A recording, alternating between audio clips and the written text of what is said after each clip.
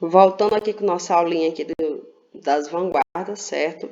Vamos concluir com as duas últimas vanguardas, e não menos importante, tá?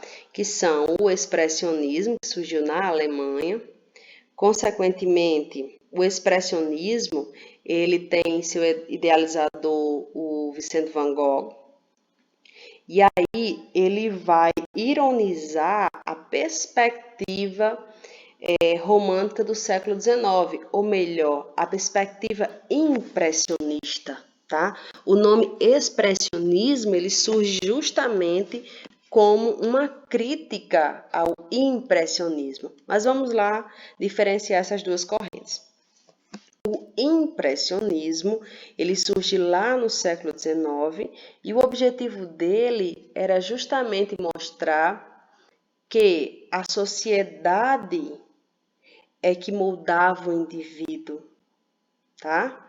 Ou seja, o que estava fora influenciava o que está dentro. Ao contrário do expressionismo, que vem de expressão, que vem de íntimo, subjetividade, sentimentalismo, e quer dizer que eu tenho que expressar, colocar para fora tudo que eu sinto, tá bom? Então, automaticamente, a corrente expressionista não se importava com o que era belo, com o que era feio. Não, ele queria colocar os sentimentos. Se as pessoas gostassem bem, se não gostassem também, isso não importava. Importava que o artista estava expressando ali o seu ponto de vista. E aí, mais uma vez, ó, nós vamos ter aí a obra do Edward Munch, O Grito. Essa obra é uma incógnita até hoje, né? Aliás, muitas são. Eles não têm descrição pelo autor do objetivo da obra e nós fazemos várias suposições.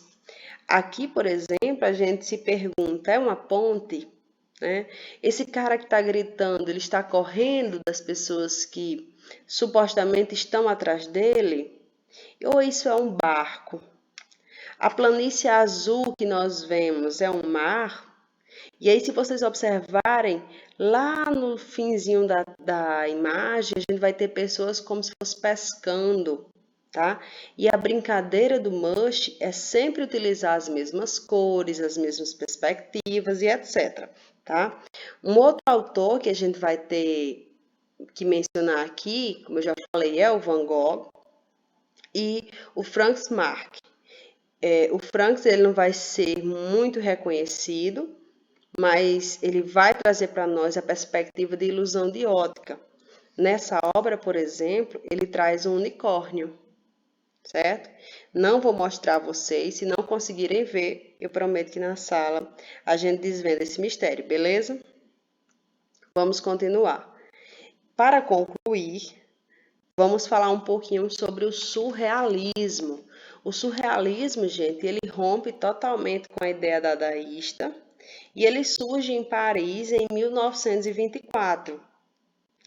Daí, ele vai trazer para nós a junção de duas artes, ou melhor, de duas teorias, de dois movimentos nunca antes unidos ou associados, que são arte e psicanálise.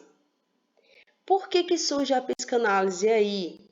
Porque nós vamos ter, no final do século XIX, os primeiros indícios das clínicas de psicanálise, o estudo da mente, as ideias freudianas, a sondagem do mundo interior. Então, tudo era muito questionável. As pessoas queriam saber o que era o sonho, o que ele revelava.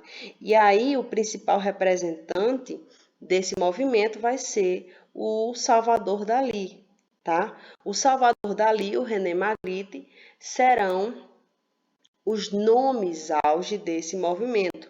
O Magritte, por exemplo, ele vai questionar a existência da vida, ele vai questionar a perspectiva do sonho como algo além da terra, né? Como algo espiritual até, só que na época isso era bem polêmico, né? E tudo mais. Então, Na obra, ele vai nos mostrar, por exemplo, aqui nós temos um divã, que é característico da psicologia, dos estudos, ou melhor, das salas de psicologia, um, um caixão sentado. Então, a gente supostamente entende que é uma pessoa viva, mas que aparentemente está morta, né? Você vê que o lençol está jogado, como se essa pessoa estivesse desleixada, tá? Então, tudo isso a gente tem que refletir. Olhem sempre as legendas, observem. Vamos lá. Aqui nós vamos ter a persistência da memória do Salvador Dalí, uma obra muito famosa e característica de Dalí. Observem, sempre a passagem do tempo, relógios derretidos, rostos distorcidos, montanhas. Se vocês perceberem, os nossos sonhos, eles têm sempre elementos desconexos, né? E aí a psicanálise vai afirmar que são memória, lapsos de memórias que nós tivemos durante o dia e que eles tentam se ligar, eles tentam se conectar. E por isso a gente não entende por que determinado elemento ou pessoa estava num ambiente que não o pertence, tá? E aí o Salvador Dalí faz essa mesma menção. Ele traz para nós uma bússola, ele traz sempre esse rosto distorcido, uma árvore velha, um galho velho, como se fosse algo já morto, certo? Então, são perspectivas que até hoje ainda são estudadas.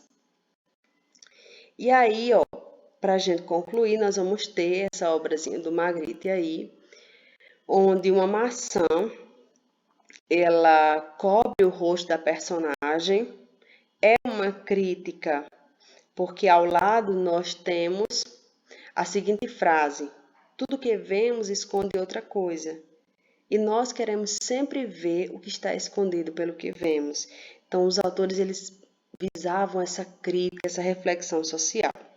Ok, até aqui, todo mundo entendeu? Dúvidas? Não? Um beijinho, qualquer coisa me procurem, certo? Para a gente tirar dúvida.